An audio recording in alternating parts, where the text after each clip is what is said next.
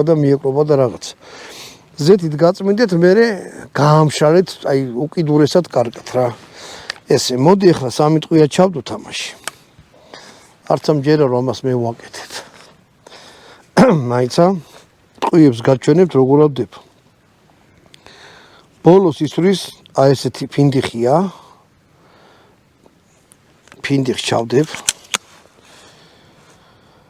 ეს არის ზუბერის ვაზნა 28 გრამიანი. რა ნომერია კი არა წერია? 9 ნომერია, ხო, 9 ნომერი ზუბერი. და ეს არის 5 ნომერი. ანუ პირველს ისვრის 5 ნომერს, მერე 9-ს და მერე იმას რა ქვია. ეხლა ნახეთ. აი წინ 35 ნომერში მიკიდია ქაღალდი. 3-ვეს ვესვრი.